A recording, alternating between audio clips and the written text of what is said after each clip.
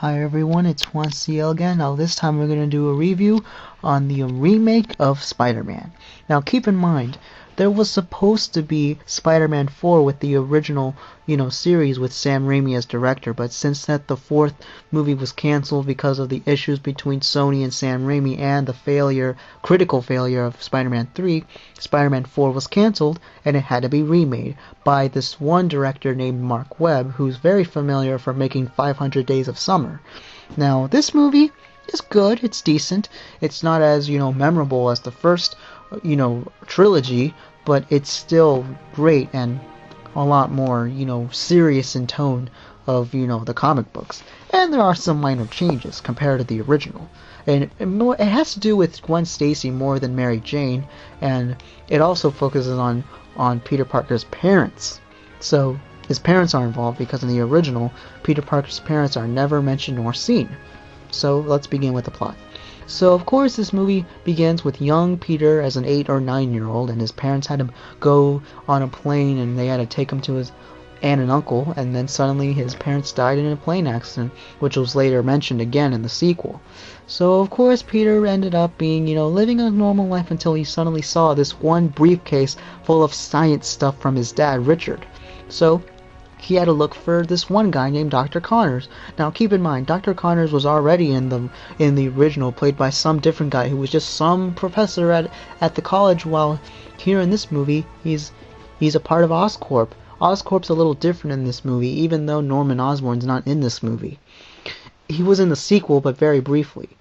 Now, Dr. Connors is the Lizard, by the way. The Lizard is the main villain of this movie, and the Lizard was supposed to be the villain for Spider-Man 4, but since it got canceled, they used the Lizard as the villain for the remake.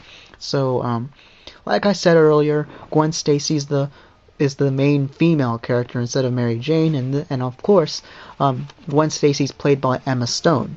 And as for her dad, Captain George Stacy, he's played by Dennis Leary, who's been in a lot of great movies and TV shows.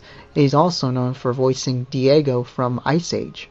So, the Lizard's the main villain, and he goes on an experiment, and just like in the original, Peter gets bit by a spider, but this time he gets bit by the neck instead of his hand, and he wakes up with different kinds of, side effects and all that. Instead of just getting tired, he also gets hungry and breaks a lot of stuff easily. He even rips a girl's shirt off at a subway train. And then, his Uncle Ben's a little bit more mean with him and a little bit more serious compared to the original Uncle Ben from the original movie. And his Aunt May is a lot younger, too, compared to the original Aunt May. His aunt and uncle are a lot younger compared to his aunt and uncle from the original Spider-Man trilogy. And who plays as Peter Parker, anyway?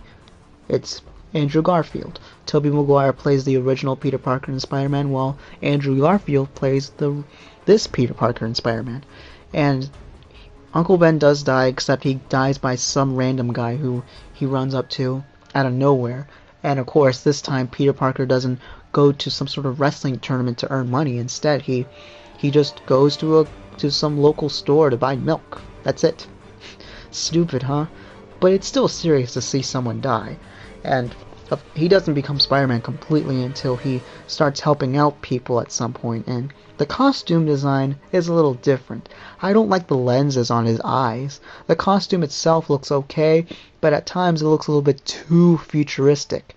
It looks too different. And thank God they changed the costume design again in the sequel, trying to make it look like a modern, original Spider-Man costume from the trilogy. And Dr. Connors wanted to use some sort of serum, whatever, to grow his left arm back so that way he could, get a new arm. But since there were side effects, he turned into a rambunctious monster, which is the Lizard. Because since that Lizard were used as lab rats, although they're also actual mice as well, he turns into a lizard, he runs amok and tries to kill Peter Parker, and then he ends up killing Captain Stacy at the very end of the movie. And sadly, Peter didn't show up at his funeral. And since that, at the very end of the movie, there was this one gigantic, science thing that the Lizard made for everyone to turn into a lizard in New York City, since Spider-Man finally stopped it. No one became the Lizard, and then somehow Dr. Connors is finally back to his normal form and ends up in some sort of state sanctuary, which is a high security prison, and he gets by this one guy in the shadows and the hat and everything at the very end of the movie. So there's not really much to say in this movie. All I can say is that it's good, but it's definitely not as memorable or as cheesy in a good way from the original movies. I mean, yeah, it is more realistic and a little bit more modern. It tries to be more like a movie rather than a comic book movie, but it's a little bit too complex and a little bit too, modern. But at least this movie tried, and it's very good that this movie was great, and it was a great reboot.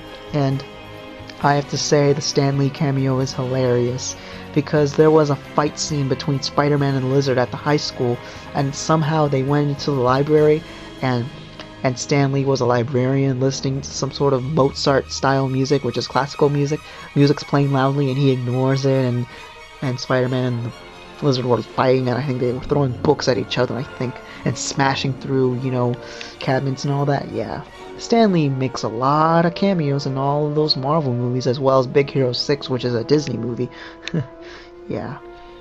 So I really hope you all comment and subscribe, and also stay tuned for Rocky 5, which I will review at some point later. And once again, thank you for subscribing for my channel, everyone. I've already reached over 900 subscribers. Thank you all so much for subscribing to my channel. I love you guys so much, and I don't love you guys completely unless I get to know you. I mean, I love it if you guys subscribe. It would be great. So, Spider-Man is one of my favorites, one of my favorite superheroes, and just like the previous trilogy, The Amazing Spider-Man's distributed by Columbia Pictures. Yeah, and Marvel's still involved as well, and Disney might plan on making their own Spider-Man movie at some point as well. Yes, they are making more Spider-Man movies, so hit the subscribe button. Peace out. Rock on. Ciao.